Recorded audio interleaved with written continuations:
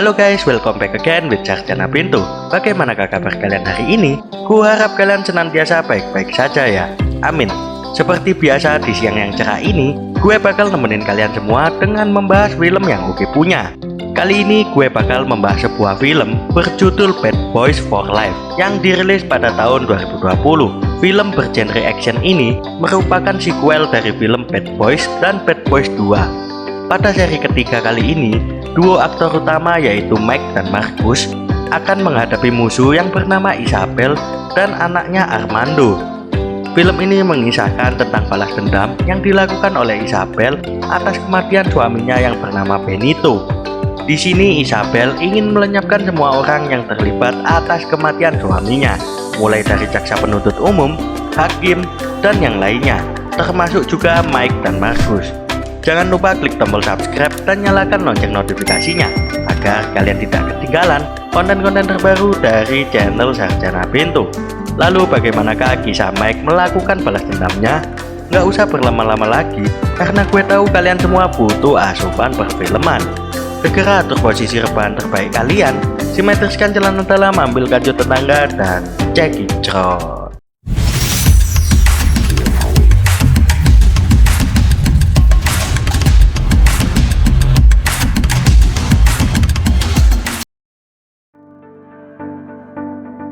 Di awal film kita akan diperlihatkan dua aktor utama kita yaitu Mike dan Marcus. Mereka sedang dalam perjalanan menuju rumah sakit untuk melihat kelahiran cucu Marcus. Keputusan besar pun diambil Marcus setelah melihat kelucuan cucu pertamanya. Ia memutuskan pensiun dari kepolisian dan ingin berfokus untuk merawat cucu kesayangannya. Lalu scene akan berpindah jauh ke negara Meksiko. Di dalam sebuah penjara, Isabel Aretas menikam seorang penjaga hingga tewas. Namun dengan cerdiknya, ia memakai baju penjaga tersebut untuk melarikan diri dari dalam penjara. Tidak jauh dari area penjara, sang anak yang bernama Armando telah menunggu Isabel dan berhasil menghabisi dua orang petugas di sana. Isabel memberitahu Armando bahwa ayahnya telah menyembunyikan uang jutaan dolar di tengah laut. Dengan sigap Armando menuju lokasi untuk mengambil uang itu dibantu dengan rekan ayahnya dulu. Namun seorang rekan terlihat ragus dan ingin menguasai seluruh uang Armando. Dengan mudahnya Armando menghabisi mereka satu persatu. Atas kehebatannya itu, seluruh rekan lainnya jadi patuh dan tunduk kepadanya. Lalu scene berpindah ke Marcus dan Mike yang berada di sebuah bar. Di sana mereka bertemu dengan Rita. Rita adalah seorang polisi wanita, teman Mike dan Marcus sekaligus ketua dari tim khusus bernama Amo. Dalam obrolan singkatnya, ternyata Mike protes terhadap keputusan pensiun yang telah diambil oleh Marcus. Mike menantangnya untuk lomba lari dengan ketentuan jika Mike menang maka Marcus harus kembali jadi rekannya. Dan apabila Marcus yang menang, Mike harus merelakannya untuk pensiun. Mereka berdua kemudian mulai berlomba.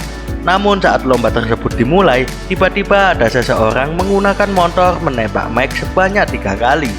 Mike pun jatuh terkapar, sementara penembak itu langsung kabur begitu saja.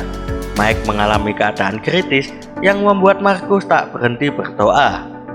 Beruntungnya Mike berhasil selamat dan melewati masa-masa kritisnya. Setelah kejadian itu, Armando mulai menghabisi satu persatu orang yang bertanggung jawab atas kematian ayahnya. Ia menghabisi Rodrigo Vargas, sang jaksa penuntut umum. Kemudian menghabisi Dr. Jack Weber, sang ahli forensik.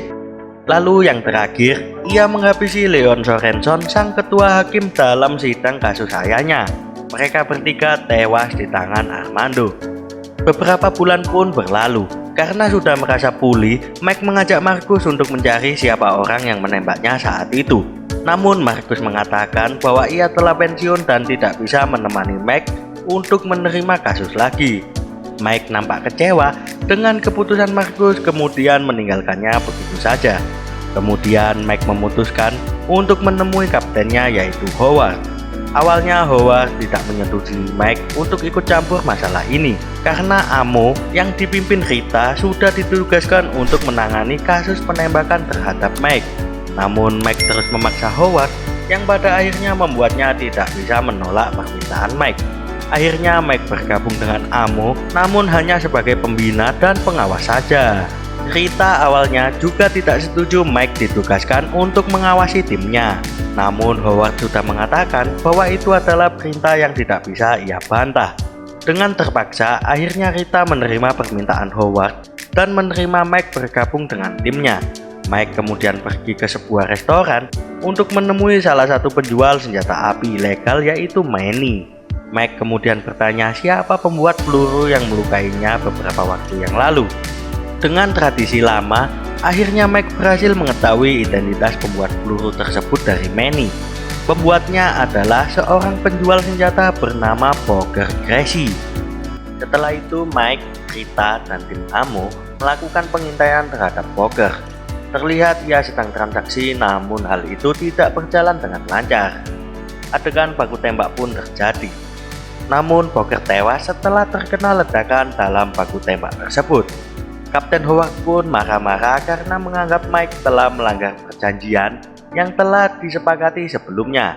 Lalu scene pun berpindah, terlihat Marcus sedang menerima telepon dari seseorang yang bernama Carver Remy. Ia adalah mata-mata polisi yang selalu mengawasi Benito hingga akhirnya bisa ditangkap. Remy meminta perlindungan pada Marcus dan Mike, namun sayangnya Remy tewas setelah dijatuhkan Armando tepat di atas mobil Marcus. Sempat terjadi baku hantam antara Mike dan Armando, tapi Mike berhasil dikalahkan. Kemudian Armando segera pergi meninggalkan tempat tersebut. Keesokan harinya Mike dan Kapten Howard sedang berdiskusi tentang kasus yang mereka tangani di sebuah lapangan basket. Tapi ketika pulang, Kapten Howard tewas setelah tertembak tepat di lehernya. Armando sebenarnya bisa membunuh Mike saat itu juga, namun ia tak melakukan hal itu karena ibunya telah berpesan Mike harus mati terakhir setelah melihat teman-temannya mati. Akibat kejadian itu, Marcus memutuskan untuk kembali menemani Mike menyelesaikan kasus tersebut. Dari pengembangan kasusnya, Mike dan Marcus menemukan identitas akuntan poker yang bernama Bicante. Dari penangkapan tersebut, akhirnya Mike dan tim menemukan kaki tangan pelaku penembak Mike beberapa waktu yang lalu. Perlu kalian ketahui ya guys, sampai saat ini Mike belum tahu siapakah orang yang menembaknya saat itu. Mereka pun segera pergi menuju sebuah diskotik milik Lorenzo Rodriguez. Ia adalah seorang gembong narkoboy dan penjual senjata ilegal. Lorenzo sempat kabur dari sergapan dan pergi meninggalkan diskotik tersebut. Mereka kemudian mengejar Lorenzo dan berhasil menjatuhkannya hingga tak sadarkan diri. Lalu tak lama kemudian tiba-tiba puluhan anak buah Lorenzo datang untuk menyelamatkannya. Beruntung Rita dan kawan-kawan datang di saat yang tepat untuk mengalahkan anak buah Lorenzo. Mike dan Marcus kembali mengejar Lorenzo yang kabur dari tempat itu. Lalu tiba-tiba Armando datang menggunakan sebuah helikopter. Berkat dari pertemuan singkat itu, Mike mengetahui pelaku penembakan yang sedang ia cari adalah anaknya sendiri. Di sisi lain, Amo dibubarkan oleh pemerintah karena dianggap sering melakukan kekacauan yang berakibat fatal. Scene kemudian berpindah jauh ke negara Meksiko. Isabel dan Armando sudah bersiap-siap karena mereka sudah menebak bahwa Mike dan Marcus akan segera mencari mereka. Rita dan kawan-kawan pun menyusul berkat permintaan dari Marcus. Mike kemudian pergi sendirian ke gedung tua untuk menemui Isabel. Sementara Marcus dan yang lainnya mengawasi Mike dari kejauhan. Namun Isabel berhasil menangkap bahasa Marcus yang mengikuti Mike dari kejauhan. Sebelum mereka berdua dihabisi, Rita dan teman-teman datang di saat yang tepat untuk menyelamatkan mereka berdua. Lalu adegan baku hantam pun terjadi. Mike dan teman-teman tampak sangat keren dan ahli dalam melumpuhkan musuh-musuhnya. Isabel dan Armando segera bergegas ke atap gedung untuk naik ke helikopter yang akan menjemput mereka berdua. Marcus berhasil menembak pilot helikopter tersebut. Akibatnya helikopter itu jatuh dan hampir saja menewaskan mereka berdua. Lalu adegan baku hantam pun kembali terjadi, di mana Mike bisa saja membunuh Armando dengan sangat mudah.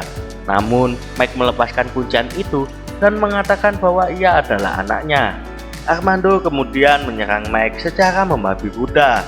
Namun anehnya Mike menerima serangan itu tanpa melawan. Mike terus berkata bahwa ia tak ingin bertarung melawan anaknya sendiri. Kemudian Armando baru percaya setelah ibunya juga mengatakan bahwa Mike adalah ayahnya. Di saat Isabel akan menembak Mike, tiba-tiba Armando melindungi Mike dari tembakan tersebut. Lalu tidak lama kemudian, Rita datang dan menembak Isabel hingga tewas. Setelah itu ledakan pun terjadi dan membuat Marcus terpental hingga hampir terjatuh ke bangkai helikopter yang sedang terbakar. Beruntungnya Mike dengan sigap meraih tangan Marcus dan berhasil menyelamatkannya. Mereka semua akhirnya keluar dari gedung tersebut dengan selamat. Sebelum polisi datang, Mike sempat mengatakan kepada Armando bahwa tidak ada kata terlambat untuk berubah. Ia akan menemani Armando dalam menjalani hukuman atas kejahatan yang telah ia lakukan. Armando pun mengiyakan tawaran Mike dan akan menjalani hukuman yang akan ia terima. Scene pun berpindah lagi yang memperlihatkan Mike, Marcus, dan timnya.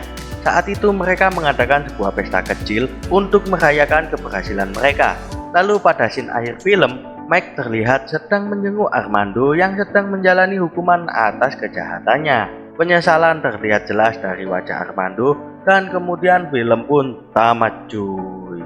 Ending yang keren sekali. Jadi begitulah alur cerita film Bad Boy for Life kali ini cuy. Pesan dan kesan yang terkandung dalam film ini adalah apapun perbuatan yang kalian lakukan hari ini akan kalian terima di kemudian hari.